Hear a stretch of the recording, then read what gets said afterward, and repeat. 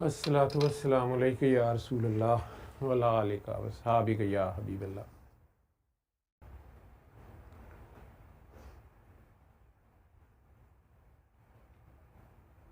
آج ہی ایک شاہ صاحب کا مجھے فون آیا ہوا تھا، وہ بھی نقوی بخاری تھے لاہور سے۔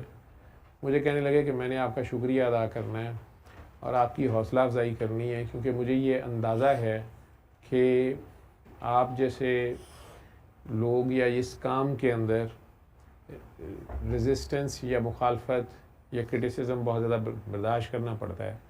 تو میں نے کہا کہ آپ کو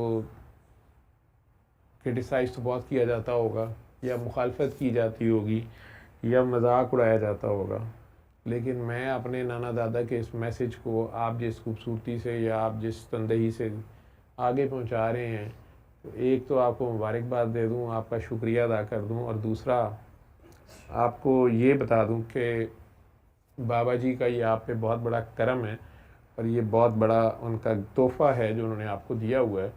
یہ وہ واقعی وقت کے سید تھے، اور انہوں نے یہ آپ کو جس کام پہ بھی لگایا، اس میں کوئی شک نہیں کہ یہ بہت بڑی سعادت ہے جو آپ کے حصے میں آئی۔ لیکن آپ کو میں ایک بات بتا دوں کہ آپ کو خود بھی نہیں پتا آپ کی کرامت کیا ہے۔ تو میں راؤنڈ کر کے بڑا تھکا ہوا تھا، میں فارغ ہی ہوا تھا، فون سنا تھا، میں نے انہیں ہنس کے کہا جی کہ مجھے تو کسی کرامت کا نہیں پتہ، نہ میں کرامت کے چکر میں ہوں، بلکہ کرامت سے مجھے ڈر ہی لگتا ہے۔ تو مجھے کہتے ہیں کہ میں نے کہا جی کریم ہے نا، تو میں کریم کے چکر میں ہوں، اللہ کریم ہے، نبی کریم ہے، قرآن کریم ہے، تو اللہ موقع دے، توفیق دے تو سال میں ایک بار رمضان کریم بھی آ جاتا ہے۔ تو میں نے کہا جی آپ مجھے تو کرامت کا نہیں پتہ، واقعی آپ ٹھیک کہہ رہے ہیں۔ تو مجھے کہنے لگے کہ ڈاکٹر صاحب ساری کرامتوں کی ماں استقامت ہوتی ہے، تو بابا جی آپ کو استقامت دے گئے ہیں۔